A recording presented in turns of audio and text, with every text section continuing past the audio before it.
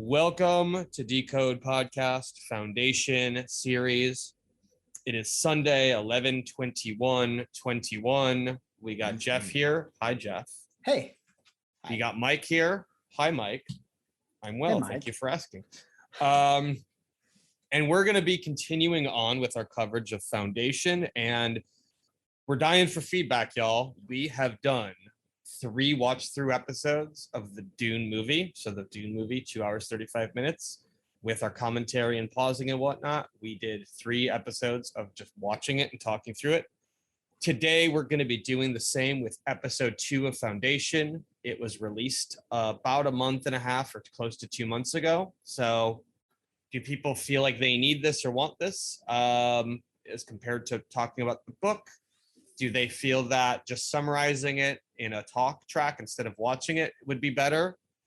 We don't know, but we're going to be recording another couple episodes of this same format. So you can be the reason we continue doing it throughout the entire season, or you can be the reason that we say, nah, knock it the fuck off. Yeah, we're just going to summarize we're just going to summarize the episode in our episode here. But we want to try new things, and we want to hear where people are at. So decodedune@gmail.com. Then we got Decode Dune, the Facebook group. Please join Foundation and Dune. Let us know what you think. We have one recently vocal person. I called him a jabroni recently. I'll call him a jabroni again. And he's been giving us feedback, and so if you want to participate in that feedback, then please hit us up. We also have Instagram, Decode Podcast Dune, and that's that. So Jeff, before we start streaming this episode, I have a couple of things on my mind. Okay, would you like to hear those? Of course I would, Mike. You have things on your mind as well? Knife fighting, and antifungals. Oh yeah. No, I'm just teasing. Yeah. Here's some things on my mind. First, I'm just going to assume that everyone who's listening to this episode has joined us the full way through all of the Dune, all of the Foundation, whatever. I found another thing. I don't want to drag this out, but I found another thing that was a little bit of a bummer about the Dune movie that we didn't necessarily comment in our watch through or in our pre-watch through kind of first takes. And what was it, Mike? What'd you find? And you might say we may have covered it slightly, but not fully in my, one of the things with Keen's is the scene with the sandworm ends with her being like, you are temporary, the ultimate job is not really what you're doing here. Yeah. And that's cool, right? But what we didn't get to see was the fact, I would say the audience would view this as the opposite, to be honest, but let me just make my thoughts a little bit more clear. What we didn't get to see from Keen's is the idea over the course of the experience of going out to the desert and the whole sandworm thing and getting rid of stuff to save the people. We didn't see the idea that Keen's was internally going, maybe the new boss isn't like the old boss, and I might actually like this Duke, which is exactly what happens in the book. And then in not the next scene necessarily, but in the dinner scene, which we know is filmed and cut, we know that we, in the book, would have seen Keen starting to throw his, in the book, or her, in the case of the movie, her social capital around by virtue of having the Dukes back, or the Atreides largely, they're back in the little bit of the debate with the water shipper and the whoever the hell that was in the dinner scene where Keen's boy Tuek was ready to go to blows, and he was able to call it off and all of that. That was, again, to be understood as this is the beginning of Keen's recognizing that being coup d'etat with the Atreides was in the best interest for him, her, and Arrakis at large. And again, it's just another bit of inserted conflict in the movie that isn't there in the book, where the book is, I think everyone understands the idea that these Atreides are so charismatic and whatnot that people are just compelled to throw their allegiances towards them. And, you know, the movie has undone that in a couple places, and in this case has undone it yet again. And that's a thing. So just something I found myself thinking about that we didn't mention specifically in our movie coverage. Yeah. So that's a thing. Jeff, do you have any thoughts about that? No, I don't know. Yeah, I think you're kind of cool with it is what it is. Yeah. I could be wrong. I am cool with it is what it is. Yeah. The other comment I was going to say, and this is just sort of, I'm not really sure what the purpose of this comment is I have not read a single page of The Wheel of Time, but I did watch the first 3 episodes of it as they premiered on Amazon Prime this weekend. And I have to tell you, not having read the books to be disappointed, I thought it was quite lovely.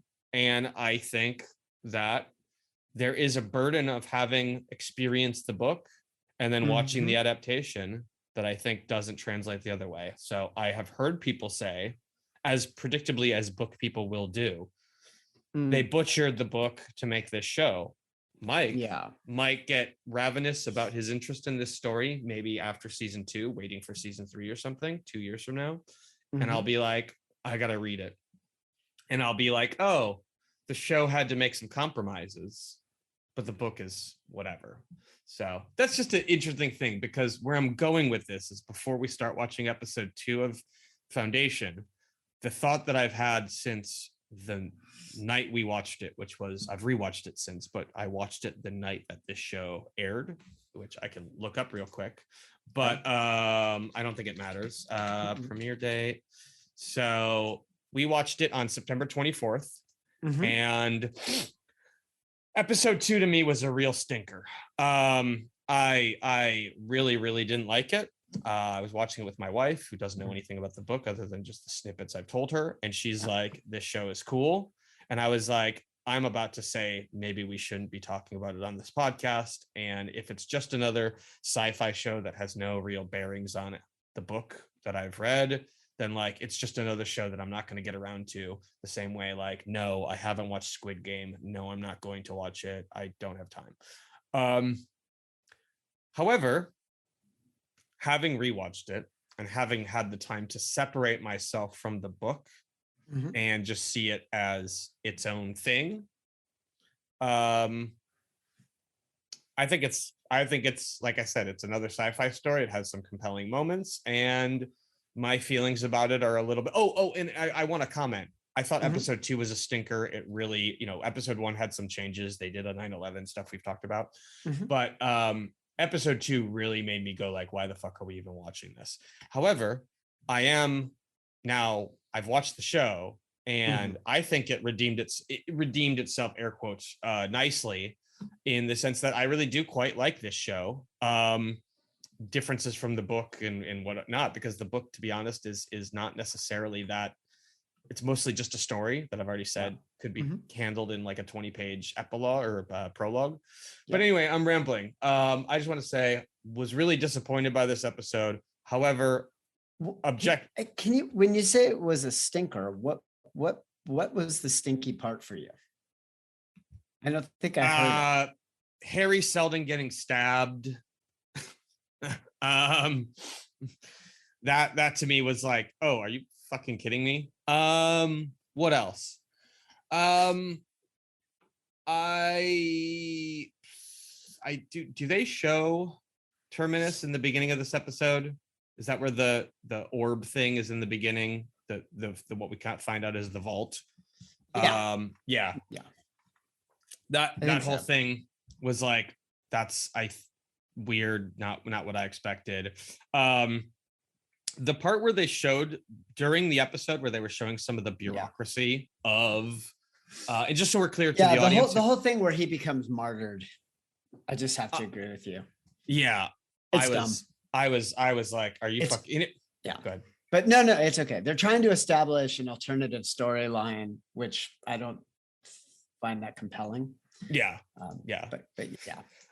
I did think I did think that showing some of the bureaucracy about the foundation itself, like are we gonna do base 10 because that's the imperial system, but like do we care about base 12 or base 27, and arguments about that and what resources we dedicate. Did I find the training thing with the fake monsters to be interesting?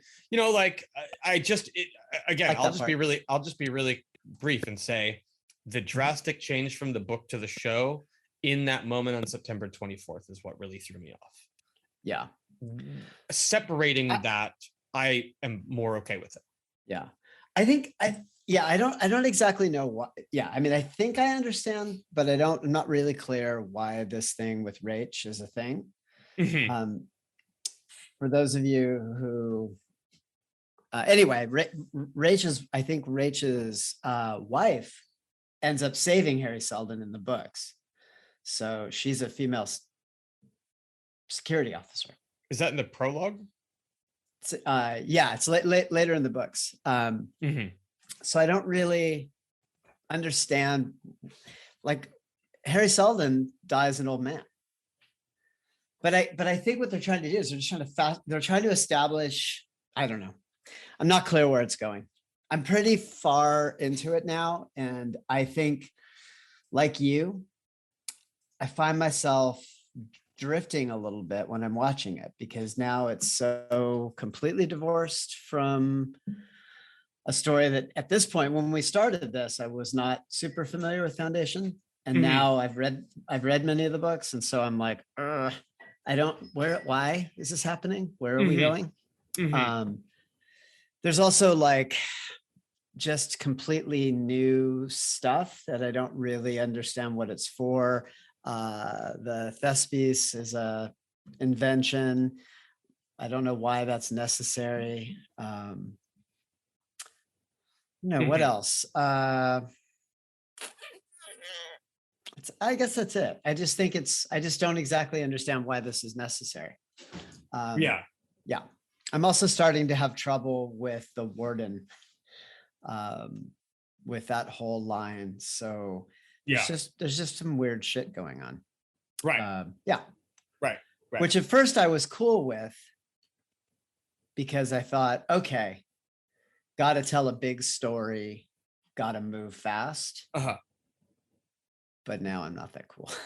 Well, and imagine being someone who hasn't read the book and has no familiarity. It is like whether just someone created this from whole cloth or this is exactly what the book is like because they haven't talked to anyone who's read the book. They're like, okay, like I'm just taking what you're giving me and there might be something here and there I don't like.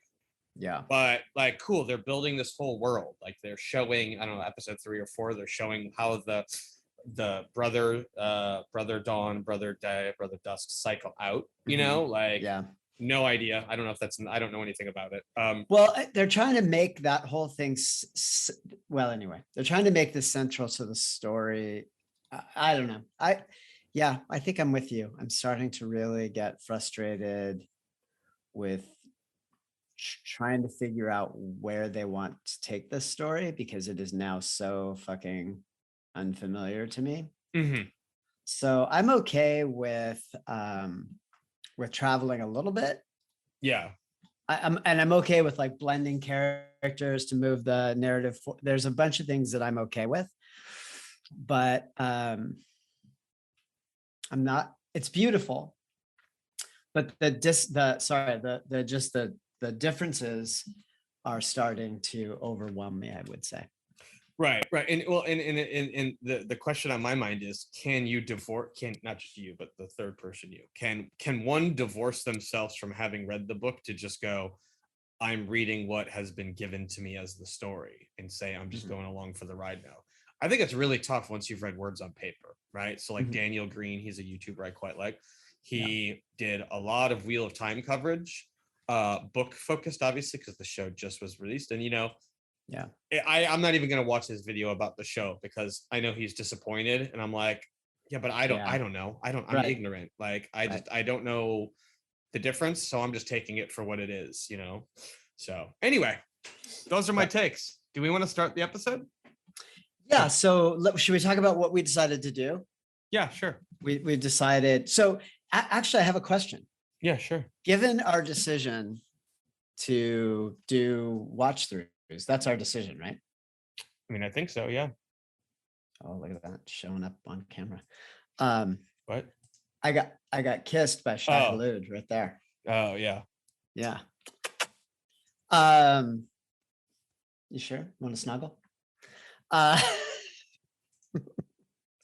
Do we want to start our watch throughs by beginning with episode 1? Wouldn't that be fun? Or would it be too lame to just be like, hey, here's episode 1 again? I don't know. I think it would be okay. It's just time. Yeah. Okay. So where are we going to start? Episode 3? But yeah, here's a question. Did we satisfactorily cover episode 2? Good question. Did we cover it at all? Well, I forgot. We know that. So here's what happens in episode 2. We know, right? They show some training on the ship taking them to Terminus, which is going to take them 2 full years to get there, not the books. We show some bureaucracy where they do sort of a woke imperial history is white history. What about like the Aztec math? Isn't that valid? Like there was definitely a modern postmodern, whatever the hell. I'm not one of those people, but there was definitely a thing that was kind of highlighting the idea, like not all history is sort of the macro culture history, and like, is it valuable for this thing to conserve the wisdom of other smaller marginalized populations? That was modern, not in the books at all. And then there was the thing. Yeah, I guess we really didn't. I don't know. And then the emperor, one of the oldest emperor, as an old man allegedly prefers to seek peace or figure out a way to make something happen with Anacreon and Thespis. Meanwhile, the middle one, the adult male, was like, we got to kill these motherfuckers. So like, did that thing. So yeah, we're not really doing the episode justice. We should just watch it. Should we? So unless you don't want to, I don't know. They're starting with 2? Yeah, let's watch it. Okay, all right, let's start. Yeah, all right. So hold on. That means let's start means Uncle Grandpa has to go. Is Apple TV? Oh, there it is, right in front of me. Yeah, I'm a dummy. Hey, Apple, we're gonna watch your show that we pay for, but we're not gonna let anyone hear or see any of that. Whatever that needs to happen with that. Yeah, whatever. Is that pretty good the way I said that? Yeah. So right, do we want to do I gotta 3? Get. Yeah, let me know when you're ready. We'll do a 3, 2, 1. I'm old, Mike. I know. I am displaying patience by saying you just let me know when you're ready. Or does that come off as not patient?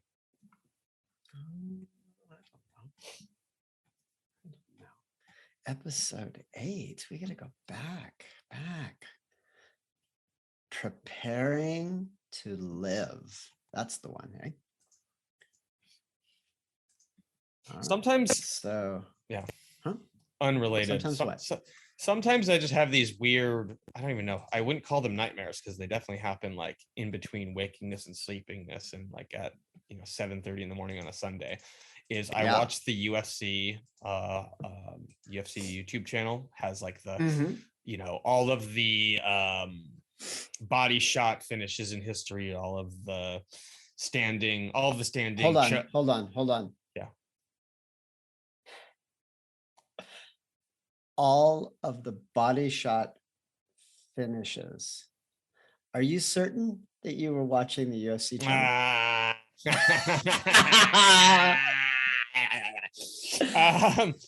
Yeah, all the liver care. Yeah. I watched yesterday all of the standing choke finishes.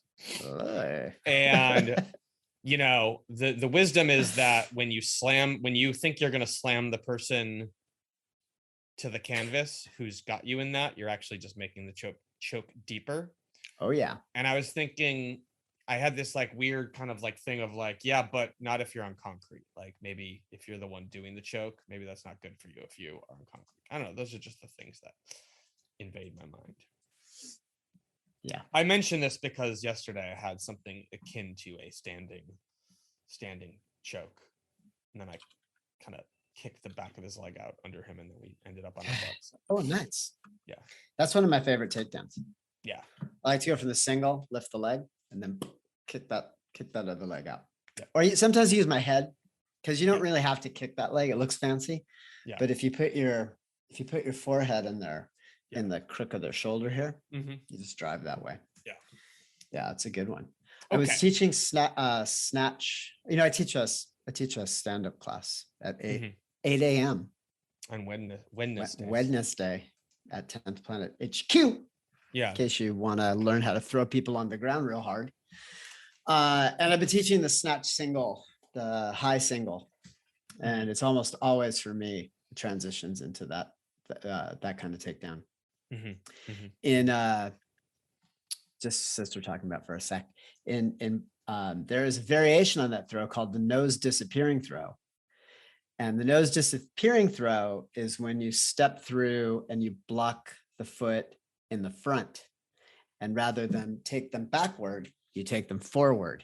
And if you set it up right, they can't really prevent themselves from just eating a face full of concrete or mat. So it is called the nose disappearing throw. Good times. Okay, anyway, I didn't name it that, by the way. Our good friend and friend of the show, Tim Cartmel, named it the nose disappearing throw. Okay. Yeah. All right. So you're supposed to give me more than when I give you extreme violence.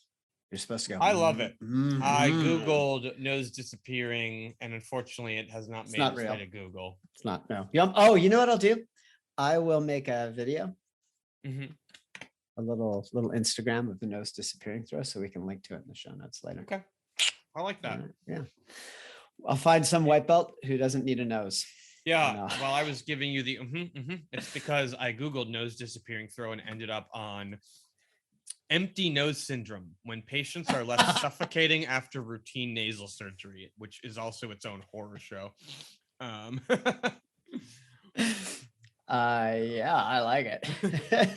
Okay, so now that we have diverted into violence, which always gets my attention. Yeah.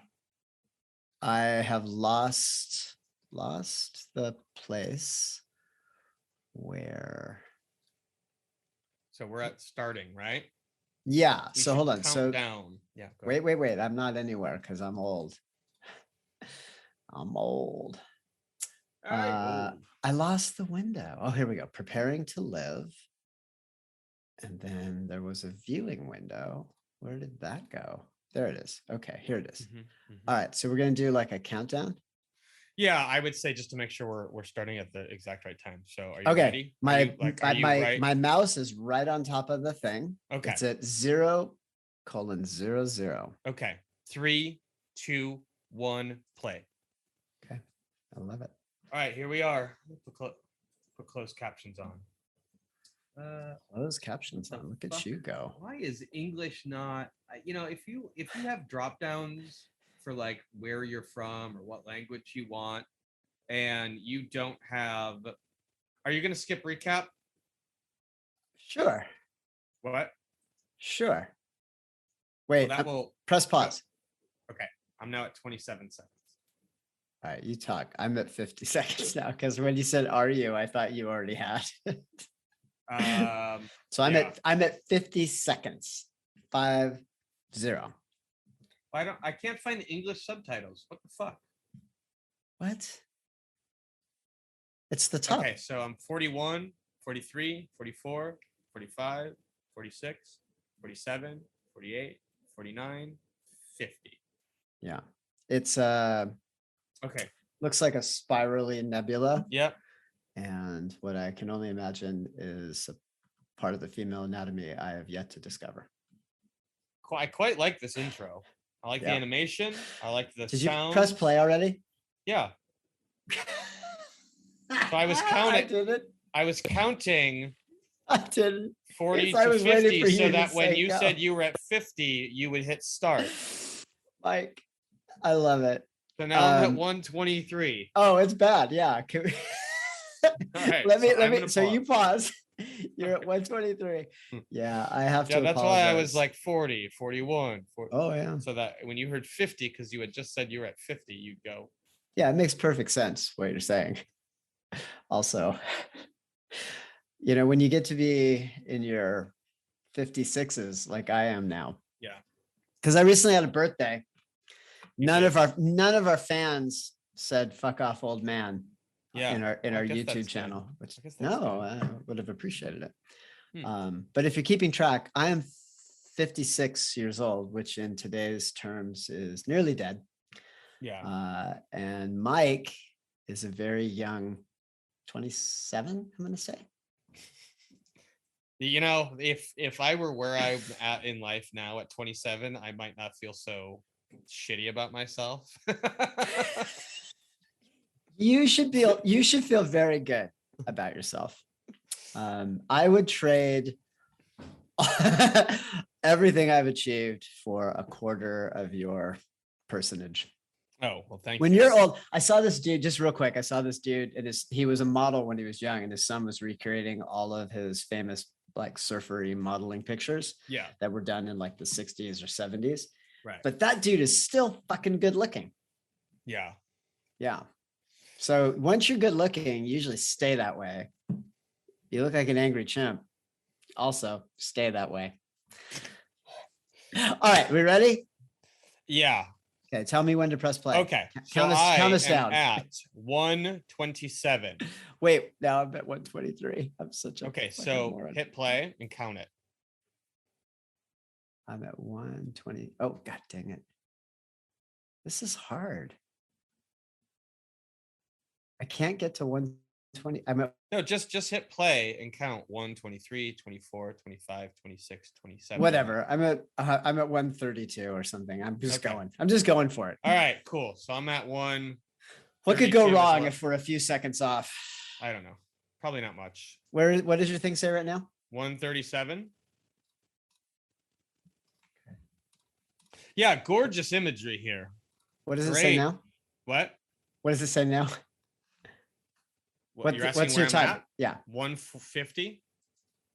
Okay. Gorgeous imagery. Great intro. Great music. I would like for that hand to turn over and do that. Yeah. Hold on. I got to figure something out where we're still looking at each other, but I'm watching this. Okay. How do I do that? Gallery.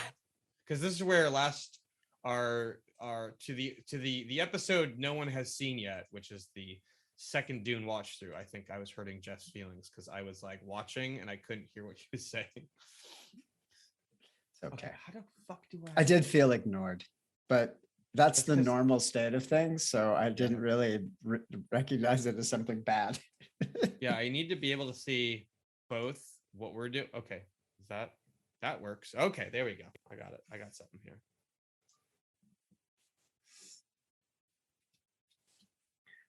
All right, so I'm looking at a lot of dark with blue. Oh, here we go. We're on this tiny planet. Yeah. This lady she's minority reporting very quickly. So if you're me, you're a book reader and you're going, when is this? What is this? Yeah. Oh. It's a lot of people being murdered. Yeah. Kind of has like a G.I. Joe Cobra kind of thing going on. Oh, remind me to tell you the story of how I learned that I am part of Cobra. Oh, okay. Yeah. All right, here comes the AI. Yeah, she's cool. Yeah. She's what, 400 years old? Mm-hmm.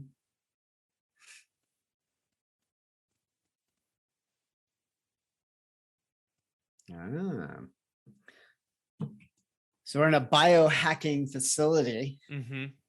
It's exciting.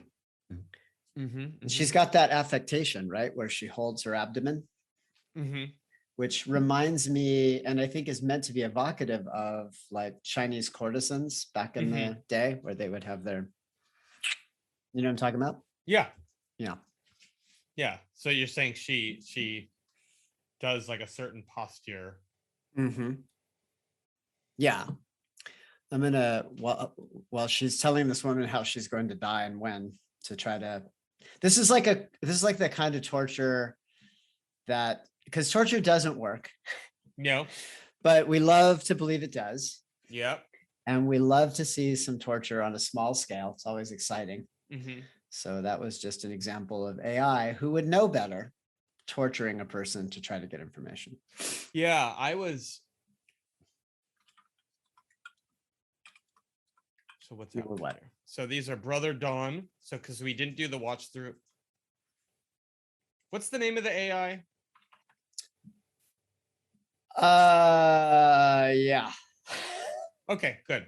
Who cares? Exactly. So one of the things that's interesting. Okay, so that's the space bridge. That is now floating out in the atmosphere. And yeah. I don't remember if it was in episode 1 or 2. They were saying like there are still bodies in the atmosphere, and as they enter the atmosphere, they're burning up, and you can see them kind of crackling in the sky. And it's just it's naturally disturbing to the population to see their former fellow citizens like just, and they're like, oh, that's a person whose body is burning up. Yeah. So that's cool. There was a show on HBO, I believe, Avenue 5 space show, where they accidentally eject a bunch of poop from this spaceship that's floating around, and then there are also some dead bodies that get ejected from the ship, and then it all ends up orbiting the ship. And that's what that scene reminded me of. Oh, this was like, that comedy show. Yeah, I don't know why they stopped it. It was pretty good, but I just think it didn't get watched enough. It was pretty funny though. Yeah. And yeah, so like all this poop gets ejected from the ship, and then it orbits the ship, and then there's also a bunch of dead bodies and corpses that end up. It's got very dark, but also very funny. Yeah, I will say that HBO isn't necessarily always the best at making you aware that the show is out. I don't think they have the ad budget compared to like an Amazon. Like shows come out, and I'm shows that I watch regularly. The new season comes out, and it's like episode 3 or 4 is when I realize it's already started. Yeah, and it's because I heard it once, like a month before it was coming out, and then all right. So anyway, so Gail Dornick she likes to swim. She does math in her head. I think that is not just problem solving, but I think that's also, it's commented later in the show, that's actually sort of her way of dealing with trauma. Yeah, so there's a self-soothing. Yeah, she's cute. She is. Yeah, she's very cute. Yeah, very cute. Yeah, even though I would still date her, even though her seer stones have been removed, which ordinarily would be an impediment for me. You would prefer to have the seer stones in or out? I'd say in. In. Yeah. Yeah. I mean, look, the risk to this love affair that won't be happening. Yeah. We're living on. So if I'm living on Waterworld. Yeah. I either get the cool catamaran. Yeah. And then I whisk her off. Yeah. And she keeps her seer stones because we can sell them later when we need to buy dirt. Yeah. I have it all thought out. Yeah, what you bring up a really good point, because what you are talking about, we've established that she lives on Waterworld in episode 1, but I think you're also referencing something that happens later on in this show. I would love to know, did anyone possibly delay watching this show so that they could do this along with us? Or again, are we just late in the modern world of media, whatever, we needed to have this episode out like the day after the episode aired? Because I know that I listened to the Succession after show on Sunday night, right? Yeah. After Linda goes to bed, and I do my stretches listening to it. I know that other shows that I follow, like back when Game of Thrones was on and they were doing like the stuff after the show. Yeah. So they're glowing because they just had sex. Yeah, they just Good for them. I think in the future they say boned up. Yeah. Yeah. Boned up. That's a modern, extreme futuristic way of saying we had Yeah. sex. Yeah. Yeah. So he's got a really cool jacket that is very short on his torso. Yeah. Almost like bullfighter length. It's a very Michael Jackson look that we're Yeah. all adopting in the future. Which is weird. 'cause Captain EO. I have this black vest that I bought on Etsy from someone from South Korea, and it's my Ren Fair vest, and it is too short on my torso. It's a little weird. Oh yeah. Okay. Yeah. Oh, they're making out in the hallway. Yeah. Yeah. Oh. Just can't stay away from each other. Mm-mm. I wonder if it's because they're on the ship and they just had the shit they brought with them. Maybe he got that jacket from an 11-year-old kid who, you know, real quick. So they were just wasn't cold. Yeah, they were just up close and they were kissing. Yeah, smooching. And as guys who do BJJ, we are around people's breath a lot. My take on breath is there are 3 options. Yeah. Minty fresh, pepperoni, which is I think the default breath smell, and then there is a third rail that is horse manure. And most people's breath to me smells like pepperoni. That's the natural mouth smell of men, women, everyone across the world. Anyone I've ever kissed has breath that smells like pepperoni, which is not bad. It's not good. It's just neutral. That's the baseline smell of breath in my experience, is sort of pepperoni-like. And it's always been curious to me how that is. But there is a third rail. Oh yeah. That is horse manure. Yeah, or cat shit. Yeah. Yeah, it's just bad. Yeah. Yeah. Sadly. Oh, here comes the monster, by the way. Yep. So boom, blows up the universe. Everybody's dead. So I'm watching this the night this premieres, and I'm going, there are fucking, and I'm, whatever. I take things at face value. Yeah. I'm like, there's no fucking monsters in this story. And then training simulation. Kind of cool. I'll be honest. Like the only thing I think I really didn't like about this episode was that they killed Harry Seldon at the end. I think, and it's not that I like Harry Seldon so much as I was like, with a timeline this long, why hasten his death? Yeah. That actor must have been like, hey. Right, because on IMDb, it's like I was going to make some money. Yeah, like in IMDb, he's in all 8 episodes. And it's like, if you're going to do a thing where he's on the ship for 2 years, I thought that was to build up his character so that instead of him being part of book 1 and then departing and being, pardon the pun, but the foundation of the foundation, I thought it was a way to cement the viewers sort of like Seldon is like a super important Ned Stark, like, right? The main character of season 1, right? That's what I thought it was. Yeah, I'm with you. By the way, Jared Harris, in my mind, this is going to be a deep cut. Jared Harris and Alex Posel, formerly of 10th Planet HQ, are the same guy to me. I'm with you. Alex Posel, who's now in a psychiatric residency in Brooklyn, New York, formerly. Should we spring him? What? I get your joke. Yeah, I get your joke. Yeah, because Alex Posel is crazy. He is Alex Posel is a sadist at jiu-jitsu. Yes. Oh, yes. So I wonder what he's going to be like as a therapist.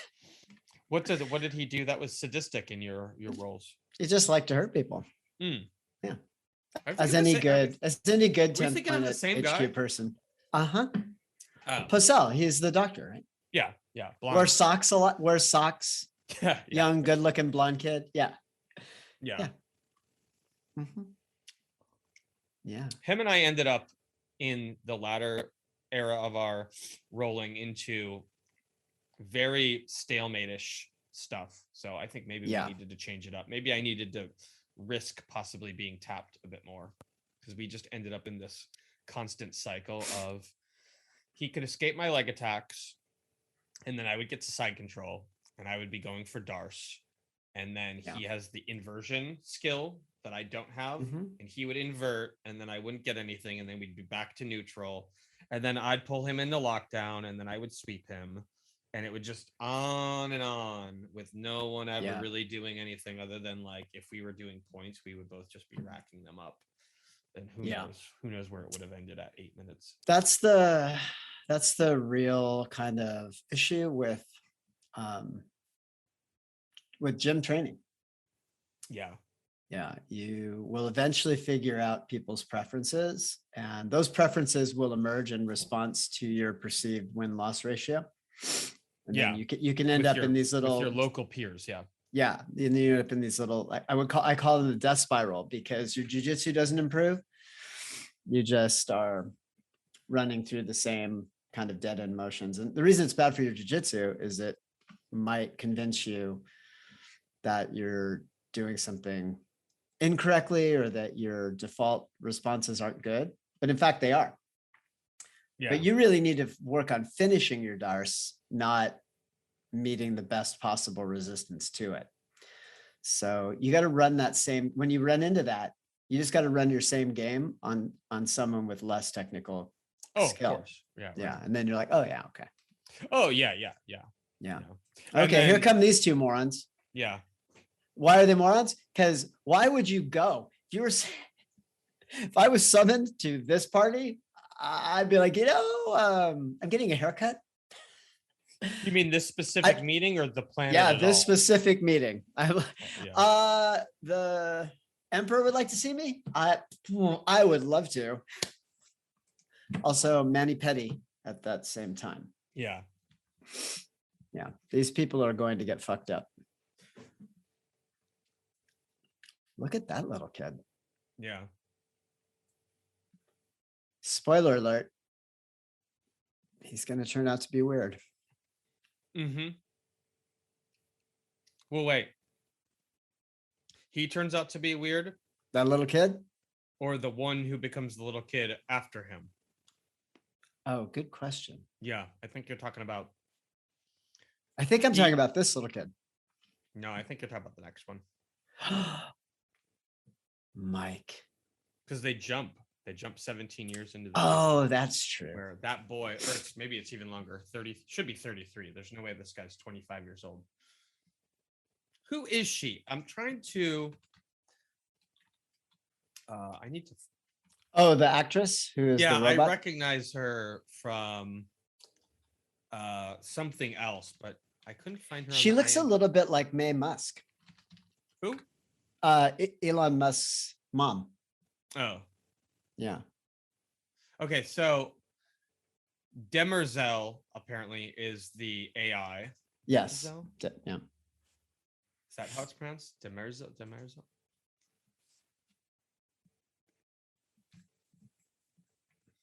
I can't hear you anymore. You can't hear me anymore? Oh, I can't. Yeah. Well, you were just were you just doing a thing? I don't know. I wasn't talking. I'll say that. Yeah. My wife has started talking to me like this. So a lot of our conversations are really this volume level, and then it's very hard for me to hear what she's saying. That's like a new thing. Yeah. Any idea why? Because I'm loud. Trying to keep life interesting. Yes, I'm gonna go with that. And luckily, she does not listen to this, so I can say anything I want. Yeah. But yeah, that's a true fact. I think sometimes she's trying to prevent Alzheimer's from getting me. She's trying to create what's the word for it? So can we talk about this really quick? So yeah, what he's doing, even the tool that he's using, this is how the Tibetans do the sand mandalas. Yeah. Is it pronounced mandalas? Mandala. Mandala. Yeah. Mandala. Yeah. Yeah. When I was at the University of Dayton years ago, some monks came and did that. They spent like a week or two on it, and then as far as I understand, you get it to where it's so-called perfect, and then you immediately just like. Not immediately. something. Yeah. But yes, It was so like when a couple we, that it might have been. I'm a Buddhist, right? Yeah. Maybe other people don't. So, because I seem so willing to attack people's necks and stuff. But we hosted. When I say we, I mean the center that I spend my time doing Buddhisty things at. How often do you go there, and when? Sorry, I didn't mean to interrupt your story. I don't go there as much as I used to. I used to go all the time, like all week long. Now less so. After Geshe died, I don't go back there very often. But I do keep in touch with some of the monks and of course my friends. But anyway, let me get to the story. Sorry. My teacher, or better to say my teacher's teacher. Okay. My teachers, that's multiple. Okay. That's okay. Should we pause? Yeah, I don't know. I think I accidentally paused. I don't think. Oh, I'm at 1903. I must have accidentally hit my space bar. Okay. But yeah, we can pause for 1 second. Okay, So this is why this is so just along with what you were saying. So the center, we've hosted the Dalai Lama, His Holiness, here for like speaking engagements and other kinds of interactions. He and Geshe were close friends. So when sort of my teacher and the teacher of my teachers, when he came to the West from Tibet, he came with the Dalai Lama. So they fled together. Mm-hmm. And Geshe they went to India, and then from India, Geshe took a bunch of orphans and they went to London, and he opened up a school and did all the things to care for those kids. Mm-hmm. And at that time, they were in the diaspora. They didn't know what was going to happen. So Geshe just became a regular dude for a while. Mm-hmm. Got married, had a son, living in London, right? And then at some point, things got reestablished. And I like to think this is how it went. I'm sure I've got it completely wrong, but the Dalai Lama rang him up, was like, "Hey, what you doing?" He's all, "Oh, I'm living in London. It's pretty awesome. My hair's long. Mm-hmm. I'm married, got a kid. They're doing all sorts of cool stuff. Those kids are all taken care of. Everything's great. How about you?" He said, "Well, I'm still the Dalai Lama and you're still a monk. So I got to need you to put those robes back on and meet me in LA." And Geshe was like, "Oh, yeah, I guess I am still a monk." So anyway, I guess he and his wife discussed it, and he decided to take back his robes, and that's what he did. So it's a long story. To be married, or that's just like, did he have to divorce her? Oh, yeah, no, when he went back to being a monk, so he went back to being a monk. Yeah. It is contrary to maybe popular opinion. You can make the choice to leave, and you're not like ostracized. So if a priest leaves the priesthood, sometimes people treat him all weird, but when a monk leaves, so there's a great, it's like Thupten Jinpa, who has been His Holiness's translator for a long time. He was a monk, and then one day was like, "I think I want to get married," and so he gave up his robes. But he remains to this day the Dalai Lama's translator, his favorite translator. And His Holiness makes fun of him sometimes in the talks. It makes fun of the whole situation. And he did the same thing with Geshe. So sometimes he called him a naughty monk. So he just would make fun, but generally okay with it. But I guess Geshe talked to his family. Geshe is an honorific, by the way. So he is a Geshe. That's like a degree. It's 20 plus years of study. And then you have these tests that you go through, and he passed all those tests. So it's like a PhD in divinity studies. In monking it up. Monking it up. Yeah. So it's an honorific, and then the law at the end is both respect and admiration. So I think where this was going was they did a mandala, and They did. So His Holiness came and gave a bunch of public and private talks and did some Buddhist-y things that we needed to do.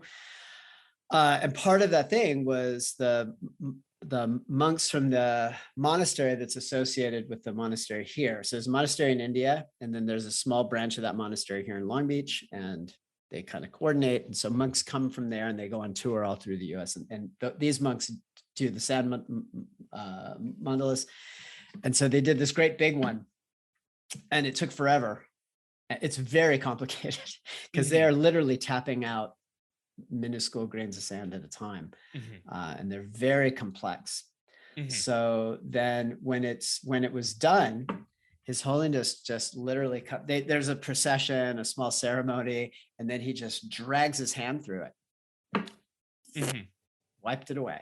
Then they gather up all the materials, they give some to the people who are present, and then they return most of the sand to the sea. It's like a whole little circle of but these are suspended. So all right, we vertically. Gotta hit play. Sorry, that was too long of a story. No, I think it's okay, other than it's painful to watch, right? When they strike it. Because you I didn't even do it, and I'm like, oh my God. You want to feel like, oh, it's so nice, it's there's some permanence to it, frame it, keep it on a wall. And obviously the Buddhist thing is the idea of like, don't get attached to it. Nope, it's fleeting. What by the way, what time are you at? 2008. Where are you? 2010, 2011, 2012. So she's talking to the ginger about something. Hello, Ginger. Cute Gail Dornick's always in like skimpy stuff too. Always just kind of walking around all live. I think that's the term. She has a live body. And my business partner would call her a smoke show. That's what the young kids say nowadays. And then Rach is just always leching on her. He's just wherever she goes, he's like in some corner trying to play grab ass, which is how it is when you're young and in love. Remember, young and horny.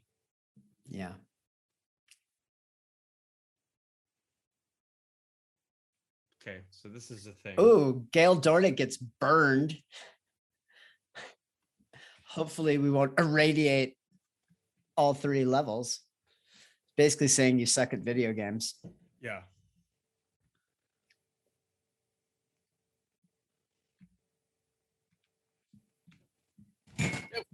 Whoa! What are you doing, Mike? Something just fell off my desk. Poltergeist? So what's the deal? She's pregnant. Oh yeah. So that's a thing. I can't. I had to be honest. I can't. Is the idea that she's like fuck it? She is saying being fuck encouraged to have an abortion, or is she? They're saying it's bananas to have a baby, given that they're on the ship and then they're gonna land and everything's all fucking unknown and hardly anyone's gonna survive. Well, and so later on, they're yelling. Dramatic acting. And then later she chooses to drink wine, and it looks like Gail's like frustrated that she's drinking wine. So I don't know. I just, maybe the writing isn't very good. I just don't understand what's happening here. I didn't when she drinks the wine, I'm like, are you pregnant? And isn't this speech like it's so important to me to have a baby?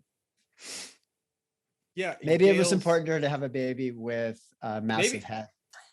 Maybe that's her signaling that she's giving up on the pregnancy. That's one of the sacrifices being made, is like, fuck it. Like I already got the abortion. Pass me the wine.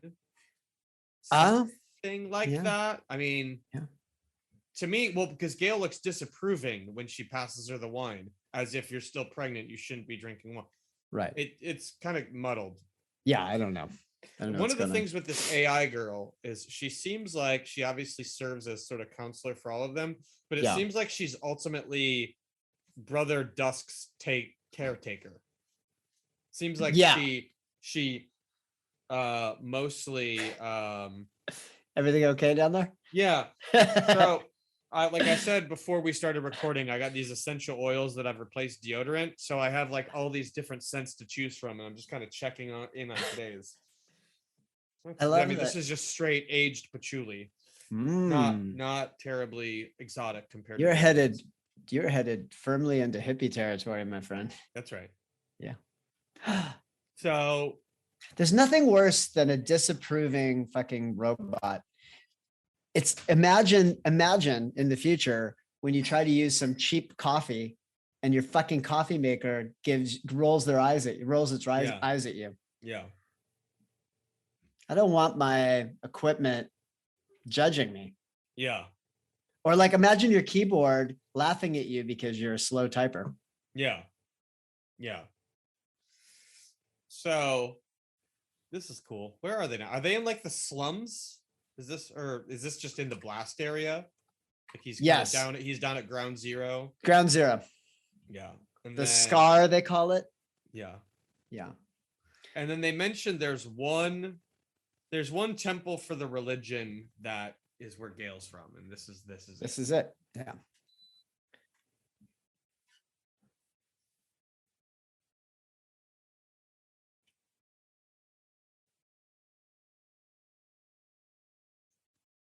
They don't like technology.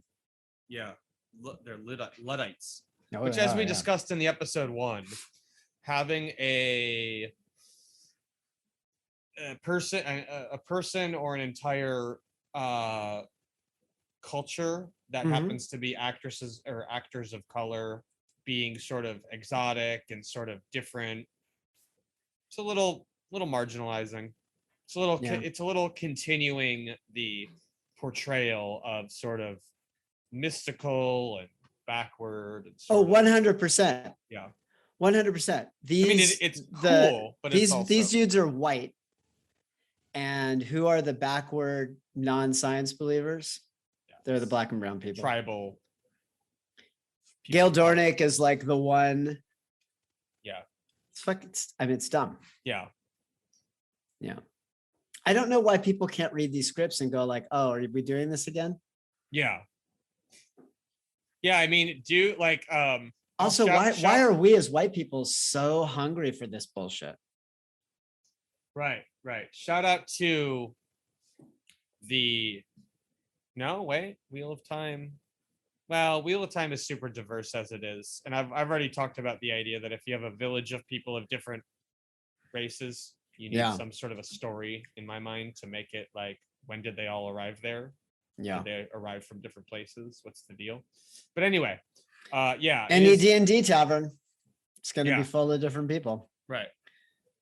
If you're in the Star Wars universe, listening to that jizz music in the cantina. Right. You know that's what it's called, right? Yeah. So doesn't that make you mad? I don't care about anything. It makes me angry every time I think about it. Yeah. Jizz music. Did people not call it jizz, like as in like semen? Was that not the term? Is that new? No, that's not a new term. Not new? Not new. Yeah. Whoever decided to call the cantina music jizz music is just a dick. Just an asshole. I was not familiar with when our Supreme Court guy, when they were going through his journal, and they were okay. Hold on, let's just pause here. So what is this thing? Wait, hold on. I didn't pause yet. No, let's not pause. No, let's not pause. Whoa, you said pause. Whoa.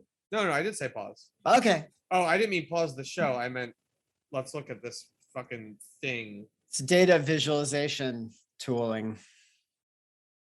Yeah, I'm so far behind. I was on the flight to Tucson. The girl next to me had her tablet out and she was doing all this stuff. And I was like, I think that would just make me mad. I think I would like be clumsy with it, and then I would just start getting annoyed. Do you ever do any of that stuff? Do you ever use something He's where g- you're like moving windows with your finger and then this and shrinking things. I'm not adept at that stuff. Was she on an iPad? Yeah. Yeah. Yeah, No. she was like doing stuff. And I was like, Look, computers should not be a form of an additional form of exercise. They're supposed to liberate us from toil, not create it. yeah, I Yeah. found that to be. I don't want to be waving my arms around in space. Yeah. Yeah. It's the opposite of what I want. Yeah, I just wanted to connect to my brain so I can start typing things out with my mind and then knowing commands to where there's I love that you have to type in your mind. Off the record, on the record. Picturing those two fingers doing this. No, and I'm then, just thinking like my thoughts being dictated out and then I know what you meant. I was just making fun. Delete, go back. Yeah. Mouse over to here. Enhance, computer enhance. Yeah. Enhance, damn yo. She's swimming. That's what I want to do. Yeah. Harry Seldon's got his augmented reality glasses, so he's superimposed some porn babe's body on Gail. It's all That's how that works in the future.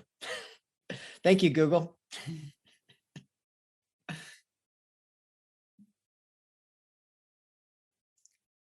See, this is what my wife is doing too. She's trying to model. He's talking. He's like, why is he talking like that? Why don't you just use your regular fucking voice, Harry Seldon? She's trying. Is it a dramatic whisper? She's trying to model. Here's how you should respond to me, Mike. It's the dramatic whisper. Here he goes again. He'll go back to old man yelling in 2 seconds, but right now it's the dramatic whisper. Yeah, but just because he's English. No, because he goes back and forth between old man yelling and he did it again. I think we're off on our times. What time do you have? 30:25. Yeah, I'm a little behind you. Okay, so who needs to pause? Nobody. Where are you at now? Fuck, I just hit the wrong button, so now I'm, god damn it. 30:32. I'm at 37 right now. Okay. Yeah. So we're pretty close. All right, so they're walking downstairs. Yeah. They're doing a thing. Yeah.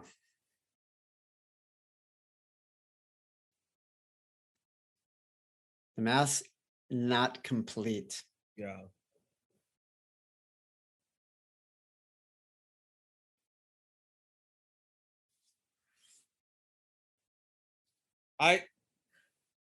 I struggled on first watch as understanding why this is so troubling. Like, look at how big his eyes are, right? Oh, yeah. What? It's not all worked out. Okay, hold on. You know what I want to know? What? Explain that guy's hairdo to me. It makes me so mad. The blonde guy? Oh my God, I can't.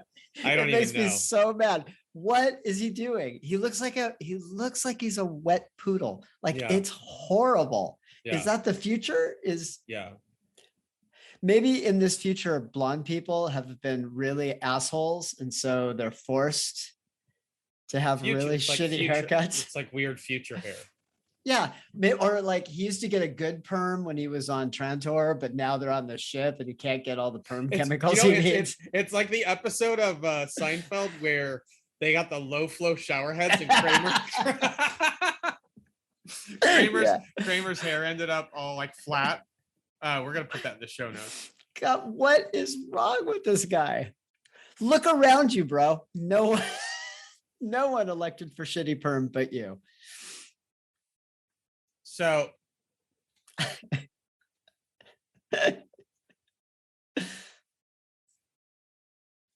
she's doing.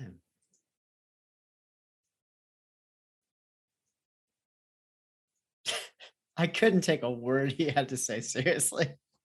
It's probably why. Okay, this is the moment. Oh yeah. Yeah. It's literally saying you're racist. Yeah. Yeah.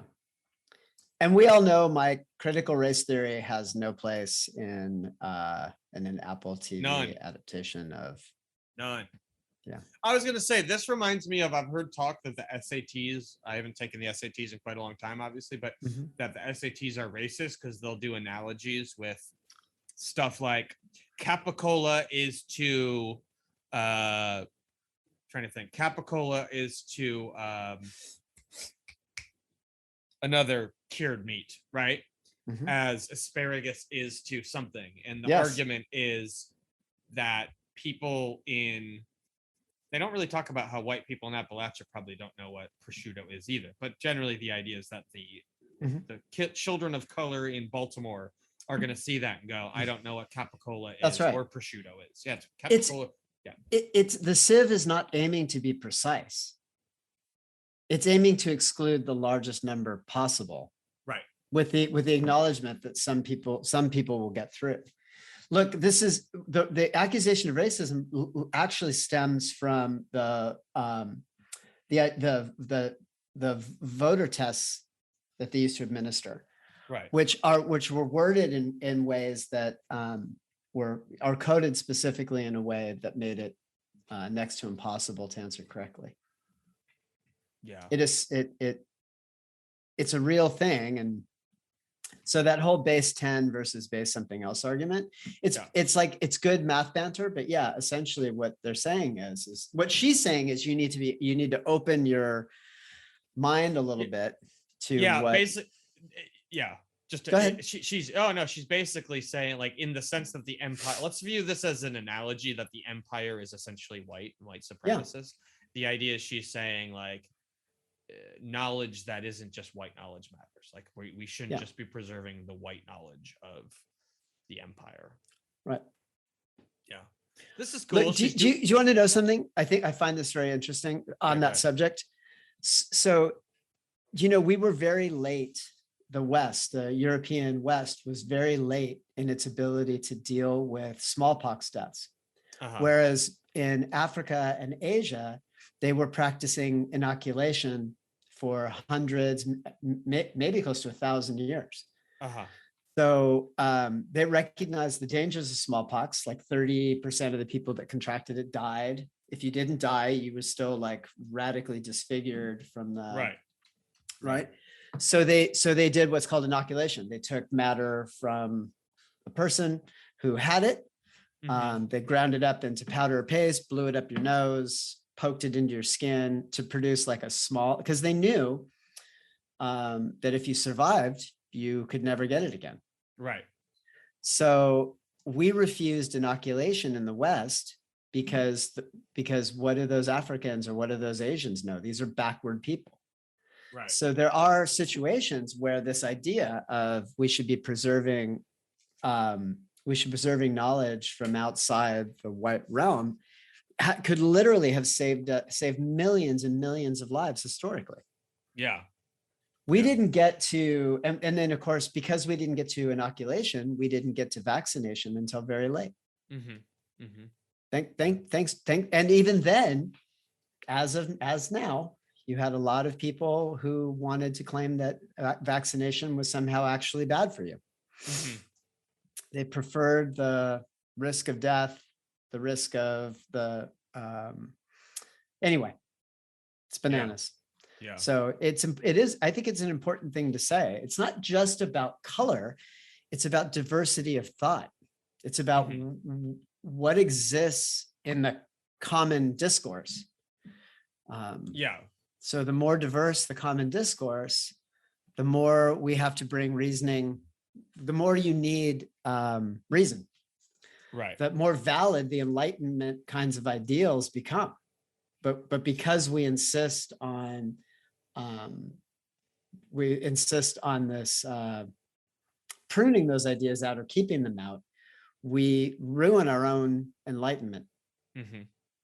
I think it's probably a better argument than the racism argument, meaning if you frame it as, look, the value of reason is so strong, and reason is supported, your ability to use reason, your ability to think clearly is enhanced biodiversity, not diminished, Right. then you seek more information, right?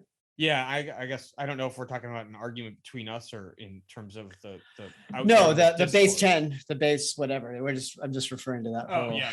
conversation. It is in our modern world, it is racially codified. Yeah. So I was just using racist as shorthand of. Yeah. I know what you. I agree with you. I think we were okay. Would you drink anything that was poured to you by these dudes? I mean, it looks like raspberry vinaigrette, so I don't know. Doesn't look like what he's drinking. Wine. Yeah, it definitely doesn't look like the wine he's drinking. Would be. Wait, wasn't he pouring red wine a second ago? She got white. Yeah. He's got some kind of. He's got like red. rosé. Wait, what the fuck? Wait. Really don't. What? Are you watching what I'm watching? The color of that goddamn wine keeps changing. His is red. Yeah, I think everyone has their own. His is red now. Yeah. This stuff makes me mad. It could be a continuity error. So since I've embraced QAnon, I now am aware of the time slippages that occur. Wait, what? Since I've now embraced the QAnon philosophy, yeah, I'm aware of what's called a time slippage. So it's not that someone is making a mistake. It's that parallel universes are crisscrossing. All right. I can't follow you on this journey. I would say probably a continuity error in the filmmaking is that they did this over the course of 2 days. Yeah. I also don't like that those glasses, that the base of them are less wide than the mouth. Yeah. That's a problem for me. It's an accident waiting to happen, is it not? Yeah. Yeah. You got to have your wine stand, the base of your wine glass has to be as wide as the. Has to be. In the future, we make very wobbly. It's best practices. If you're interested in people not having wine glasses that break and then immediately come to you saying you're fucking bullshit, bro. That's what I meant. Yeah. I was trying to support you. But. I know. Yeah, no, in the future, we make very wobbly shit. Mm-hmm. Maybe rich people make wobbly shit because who cares? Right. It's aesthetically pleasing to have no base and just the stem. And broken glass all around because then people have to come clean it up. Yeah. So she's got those interesting cheek scarification. That's a thing. That's something out of Africa. Yeah.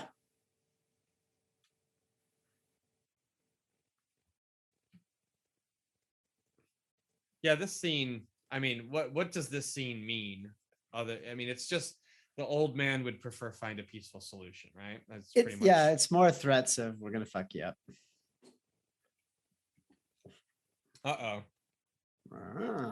Foreshadowing.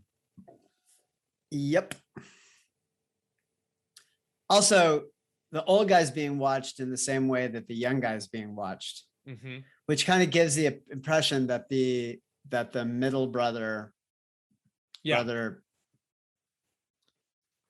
brother muscles.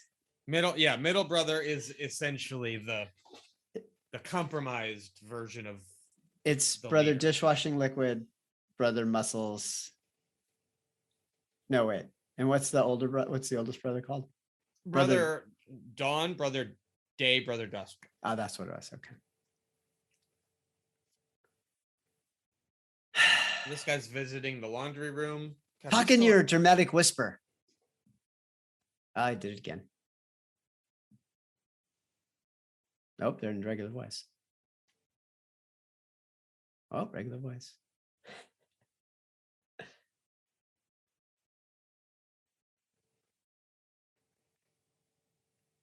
See, look.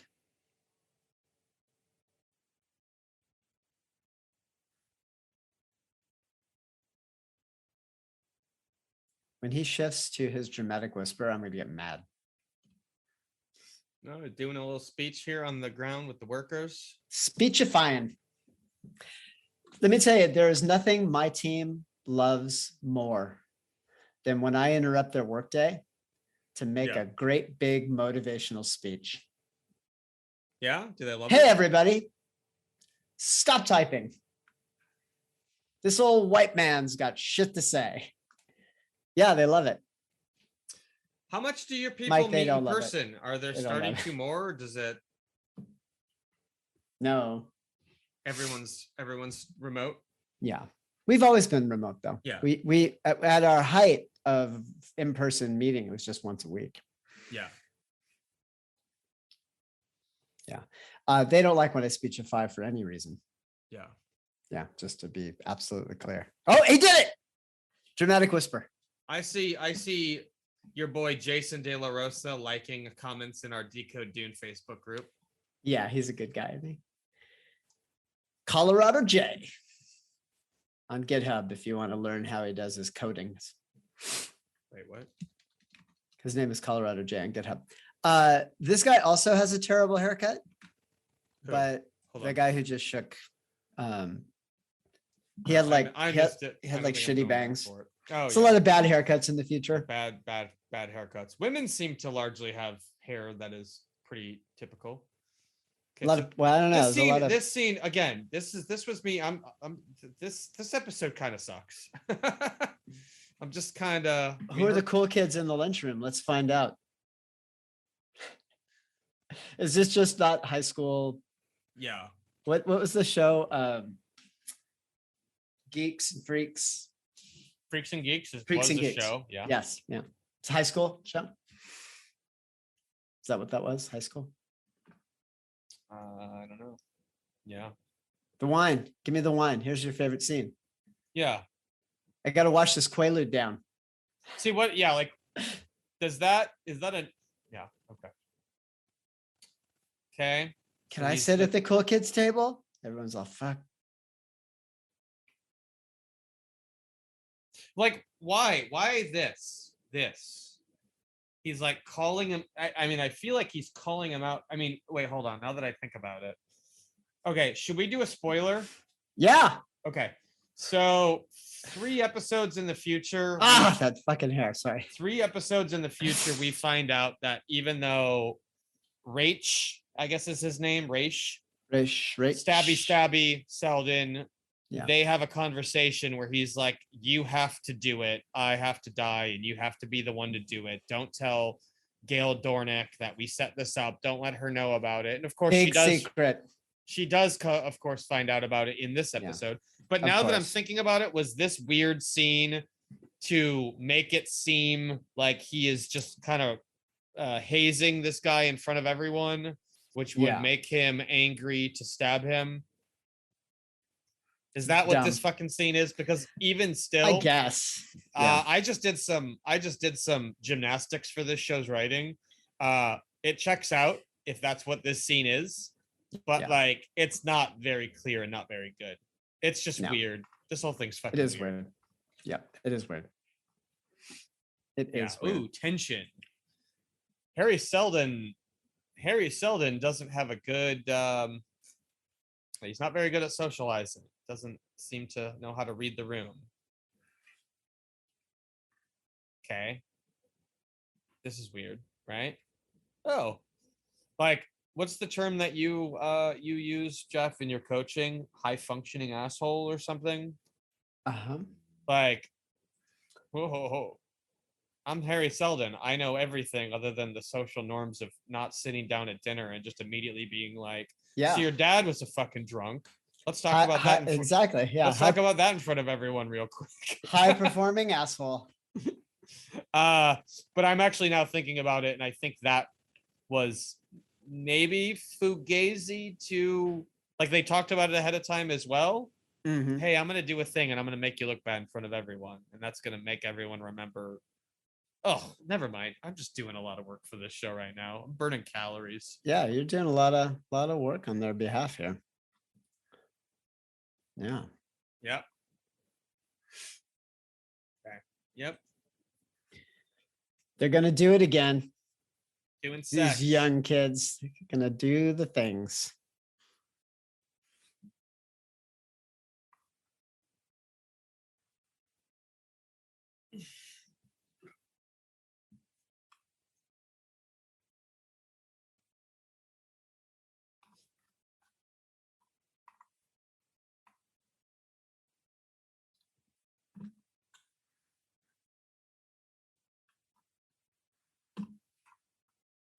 Don't turn around.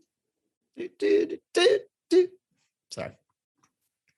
This is. I wish we could watch these at like a little bit at like 1.5 speed, the same as I listen to most podcasts. This is taking a long time. Oh yeah. You're gonna notice that I'm always happier to cover books than shows, especially if I watch the show long before we talk about it. Because this is the part where I would have switched to my phone. Yeah. I'd be looking at jujitsu shit right now, waiting for them to bone. Yeah. Just TikTok. They could have just stripped. Sorry, audience. Are you still with us? We really need some feedback. Should we be doing this? Or should we actually watch it's a moral imperative? Yes, yeah. we not only should we ought to do it. Should we just watch the episodes, give a tight 20 and maybe fit 2 episodes into one 40-minute episode? And then I'll give you a tight 20. He's about to give her a tight 20. Yeah. Hey now. Yeah. This part's cool. I respect it. Oh, they're inside the whole time. Of course, where else would they be?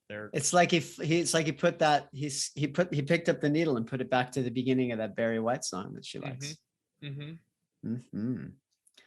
Still taking too long though. Yeah. I wonder if that's because I could just, I shouldn't say kids nowadays can just get to Pornhub in like 0.5 seconds. Yeah, that's true. So all the romance is gone. Yeah. I guess that's what it'd be like with the more their society is computer aided, the more optimal we get.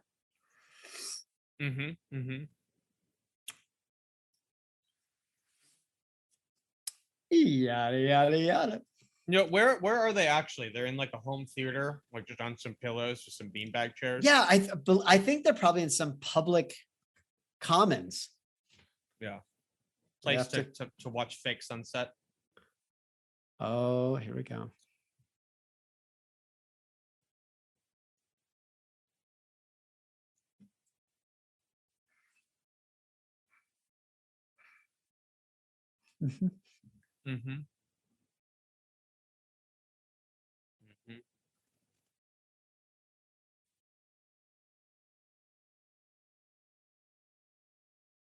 Ascending dawn.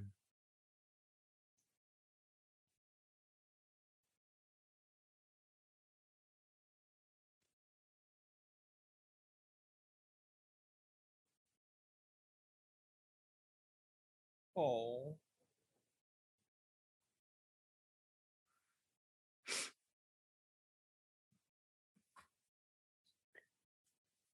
Is one with giant bushy eyebrows. Oh, hey.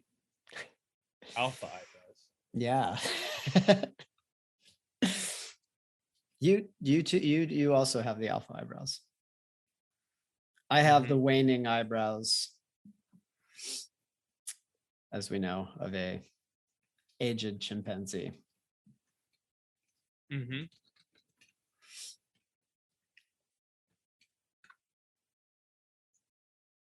Up. Oopsie.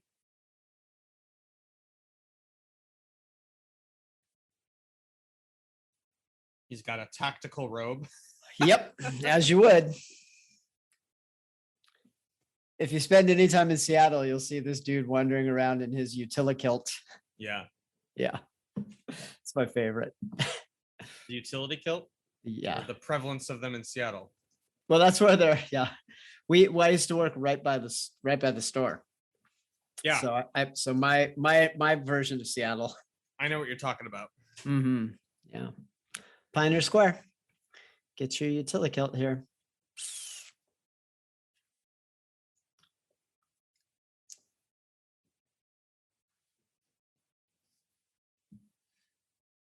Oh.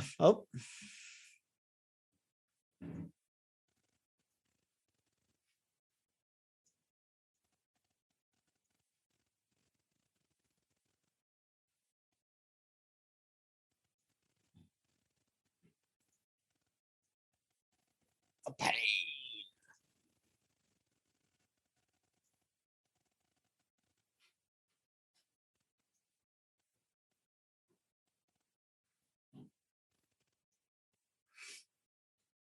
Why would his plate fail to cover his spine?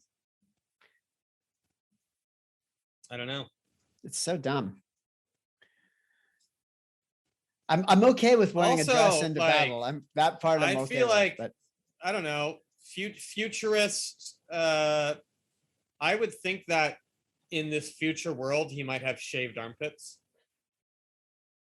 oh, that's a great thing to talk about. Yeah, So he's got some pit hair. yeah. Well, only so like in Egypt and back in the day, Yeah. one of the things that made Cleopatra so beautiful was her crazy long pubes, which attendants had to comb and braid and do whatever. And that's largely because only rich people could afford to have long hair and to keep pubic hair and armpit hair. Right. Anyone else would be infested with lice. Correct. Yeah. Correct. Right. But I still think in this case, maybe not. Yeah, I'm with you. I get it. I'm with you. No.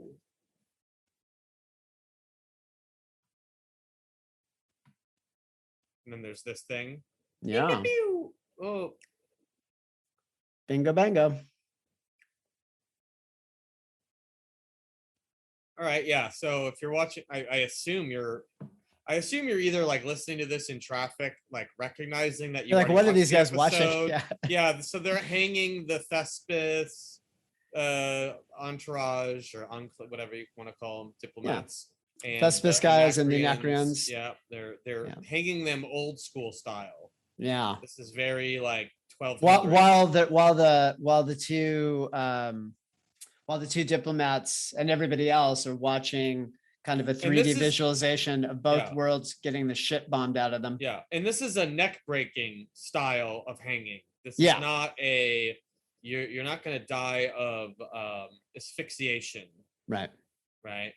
Which is weird, but you'd think he'd want to make a bigger spectacle of it, but yeah. Yeah, there are two for those of you not hip to torture. There are two forms of hangings.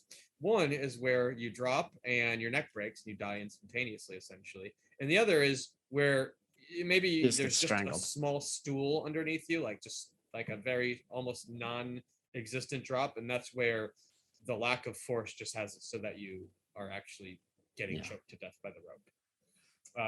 Now he sends both of the diplomats back to their home worlds. Oh, he sends he kills their homies. Yeah.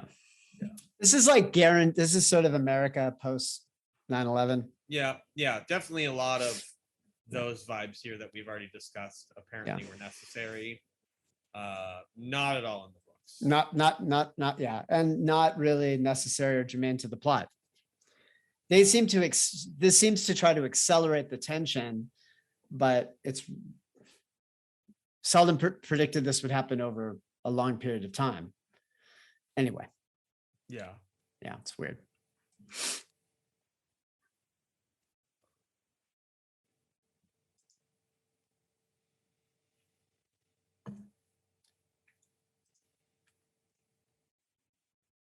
How often do we choose this? Is what Ascending Dawn asks, and Robot Lady says you always do. What? I thought she said you don't often. Oh. What did she say? Hang on. I thought she said not much.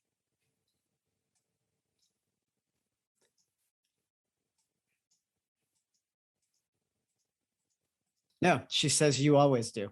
Oh. He says, how often do we choose this? And she says, you always do. Oh. Oh, I didn't hear that way. All right. 5640. Just go back real quick. It's worth listening to. All right, fine. It's just adding to our life. I'll take your word for it.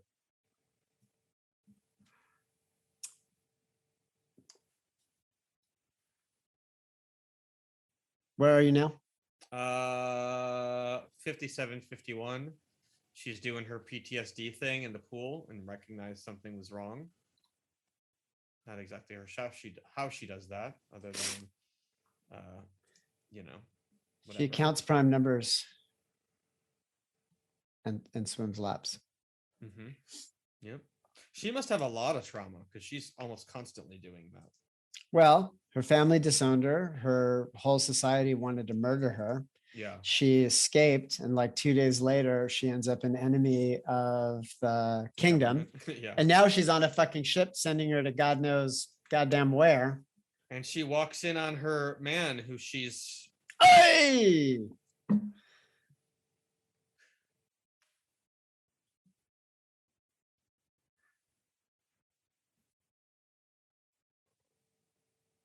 Raish, what are you doing? Like, no, like, yeah. This is the moment where I think we recovered from this, but in the so my wife felt that I blew her off when when we finished Dune. Yeah. And I did. There's no denying that. I did not do a very good job of handling the idea that you bring someone to a thing and then they want to talk about it and you're like, nah, not the best. I'm pretty sure we recovered from this. Yeah. But this episode ends and she's like, this is pretty cool. And I'm like, this is the dumbest fucking shit I've ever seen. Yeah. I don't know if we should continue watching this. Oh boy. Yeah. So Raish has apparently stabbed what's his fuck? Harry Seldon. Yeah.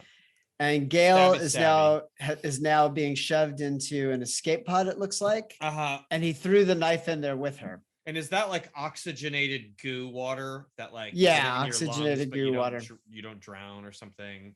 Yeah, that can't be easy, by the way. Yeah, putting anything into your lungs, any fluid, I imagine you would basically you would reject it until you drown. Yeah, and then your body would recognize that there's actually oxygen in there. So be a traumatic way to. Then he flushed her down the toilet. Yeah, she's in a pod. What did he take? He took the thing behind her ear. Is that like a tracking device? Yeah, or communication device. Behind Seldon's ear. Yeah, it was behind Seldon's ear. He took that. And he just threw her. And she went with the whatchamacallit. The fuck am I talking about? I don't know. The knife, the murder weapon is the murder weapon. Yeah, exactly. Now he looks pretty bummed. Yeah. Don't worry, you're going to be outside the ship in no time. Such a dumb thing to do, like completely unnecessary too. Yeah. If separating her from the rest of the ship was important, that could have just been part of the plan. Why all the weird subterfuge? Oh, right. She interrupted the plan. Because that's the thing they keep going on about. You can't account for an individual human. Right. This is also this is very American. What is? Everything could be known, but we just love our individuality so much we can't be separated from it. Yeah. Okay. So. All right. So that was the end of episode 2. So we are going to call it an episode there. Yeah. We hope you enjoyed it. As it goes, whether you like these episodes or not, you're getting another 2 of them, or at least another 1 of them, because we're about to record another episode, which is episode 3. Yeah. Tune in next week for that. You get what you get. Yeah. And you don't complain. You don't complain. The what is it? The beatings will continue until morale improves. Mm-hmm. But Decode Dune. Actually, maybe I'll even post it on the group right now and just kind of get a feeling of like, do people like this or not? Our download numbers indicate that. You're very, very self-conscious about this. I didn't realize you needed so much affirmation from others. I don't think it's a self thing. I'm questioning your alphaness. No, I think I don't think we're doing this right. I think if we want to have a chance, I think we ought to have recorded these episodes immediately. We are not, I don't think, being as effective in the modern marketplace of these types of shows in terms of covering media. We've already talked about this. Yeah. Yeah. But is that what we want? Like we could have slick production values, Yeah. but don't we just like kind of raw, dumb honesty? No, I think the production stuff, that's fine. I don't care about getting like an overlay from whatever. I think I'm mostly talking about the time to market and the idea of, I think we all, so to answer, so this is great question, because I think there's like a more of a foundation, not pun not intended, a foundational question of like, what are we trying to do? And my opinion is, I think we ought to be trying to be more in the, especially with covering the movies and the shows. I think we ought to be more specifically in the marketplace, the way it works kind of on YouTube. And I don't think we're doing a great job of that. I think in terms of the books, you tune in, I'm listening to 10 Very Big Books. It's a podcast that covers the Malazan series. Yeah. The episodes that I'm listening to were recorded in 2019 because I'm reading the book now. But in terms of the show, I think media has a shorter shelf life in that. I don't know if people go back and revisit. Well, maybe I'm completely wrong, because they did just start a Sopranos podcast about a year ago during lockdown. But I feel a desire to more effectively do this media coverage. And so I'm interested in the feedback as to whether doing just straight up reviewing the episodes the same as we review the books, or the watch throughs. So that's my take. Okay. Yeah. So anyway, that was the end of Decode Foundation. We just watched episode 2 of the show, and we're now moving to episode 3. Thank you so much for joining us. You know where to find us. If you found us here, you know where to find us. And we'll catch you next time. Like and subscribe wherever you listen to this podcast. And to hear more readings, become a Patreon supporter at Patreon.com/Decode Podcast.